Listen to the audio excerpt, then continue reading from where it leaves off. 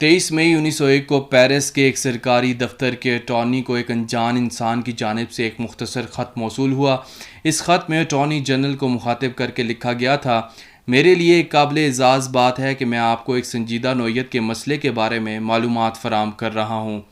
میں ایک ایسی دوشیزہ کے بارے میں بتانا چاہتا ہوں جو پچھلے 25 سال سے میڈم منائر کے گھر قید ہے اور کم خوراک ملنے کی وجہ سے ہڈیوں کا ڈھانچہ بن چکی ہے۔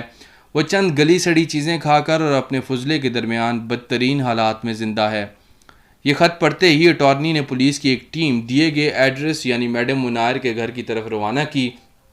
پولیس میڈم منائر کے گھر پہنچی تو پہلے انہیں گھر کے اندر داخل نہیں ہونے دیا گیا۔ مجبوراً پولیس زبردستی اندر داخل ہوئی۔ جب پولیس نے مطلوبہ کمرے کا دروازہ کھولا تو سامنے کا منظر دیکھ کر سب ششدر رہ گئے۔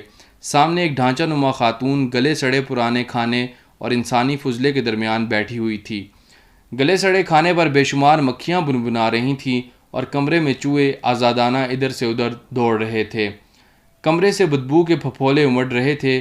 کوئی بھی انسان ان حالات میں زیادہ دیر تک زندہ نہیں رہ سکتا تھا، لیکن سامنے دکھائی دینے والی یہ خاتون 25 سال سے ان حالات میں زندہ تھی۔ اس کا وزن صرف 25 کلو رہ گیا تھا اور اس کے لمبے سیاہ بالوں نے اس کے بے لباس ہڈیاں نما جسم کو ڈھانپ رکھا تھا۔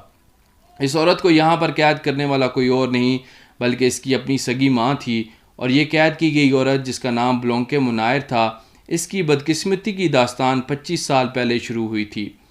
بلونکے منائر پیرس کے ایک عزت دار گھرانے میں 1849 کو پیدا ہوئی۔ میڈم منائر بلونکے کی والدہ اپنی سماجی خدمات کے حوالے سے شہرت رکھتی تھی۔ ان خدمات کی وجہ سے بطور ایک شہری میڈم منائر کو خاص درجہ حاصل تھا۔ 1874 میں بلونکے ایک جوان لڑکی میں تبدیل ہو چکی تھی۔ اس کی خوبصورتی اور دلکشی کے چرچے دور دور تک پھیل گئے تھے، اور یہی وجہ تھی کہ بلونکے کے لیے رشتوں کی ایک لائن لگی ہوئی تھی۔ یہ رشتے زیادہ تر امیر اور عزت دار گھروں کے تھے۔ میڈم منائر نے یہ سوچ رکھا تھا کہ وہ بلونکے کی شادی کسی امیر گھر میں کرے گی، لیکن بلونکے 24 سال کی عمر میں ایک کم حیثیت وکیل کی محبت میں مبتلا ہو گئی۔ میڈم منائر کو کسی صورت یہ قبول نہ تھا کہ اس کی خوبرو اور دلکش بیٹی ایک کنگال وکیل کے ساتھ شادی کرے۔ چنانچہ اس نے بلونکے کے اوپر یہ دباؤ ڈالنا شروع کیا کہ وہ کوئی ایک امیر رشتہ قبول کر لے، لیکن بلونکے کسی صورت اپنی محبت کو کھونے کے لیے تیار نہیں تھی۔ ماں اور بیٹی کے درمیان اس جنگ میں ماں نے آخر کار اپنی بیٹی کی ضد کو توڑنے کے لیے طاقت کو آزمانے کا فیصلہ کیا اور بلونکے کو گھر کے ایک تنہا کمرے میں قید کر دیا۔ بلونکے وہاں تنہائی میں قید کی زندگی گزارنے لگی، اور اس کے ماں اور بھائی نے بلونکے کے تمام جاننے والوں کو یہ بتایا کہ بلونکے کی وفات ہو چکی ہے۔ اس طرح بلونکے کی ماں اور بھائی دونوں بلونکے کو منظر سے غائب کر کے نارمل زندگی گزارنے لگے، لیکن بلونکے کے لیے ہر گزرتے سال کے ساتھ اس کمرے میں زندگی کی صورتحال مزید بدتر ہوتی جا رہی تھی۔ میڈم منائر نے اپنی قید کی گئی بیٹی کو زندگی کی کوئی بھی سہولت فراہم نہیں کی تھی۔ بچا کچا کھانا بلونکے کے کمرے میں پھینک دیا جاتا۔ بلونکے مجبوراً اپنی حاجت بھی اسی کمرے میں پوری کرتی، اور اسی طرح صفائی ستھرائی کا نظام نہ ہونے کی وجہ سے یہ کمرہ ایک کچرا کنڈی بن گیا تھا۔ گلے سڑے کھانے اور فضلے میں اشراط الارض مکھیاں اور چوہے پیدا ہو گئے، لیکن بلونکے کی سخت دل ماں کو پھر بھی ترس نہ آیا۔ 23 مئی 1901 کو کسی انجان شخص کی رحم دلی کی وجہ سے 25 سال بعد بالآخر بلونکے کو اذیت ناک قید سے نکال لیا گیا، لیکن ان 25 سالوں میں بلونکے نے اس اندھیرے کمرے میں سورج کی ایک کرن کو بھی نہ دیکھا۔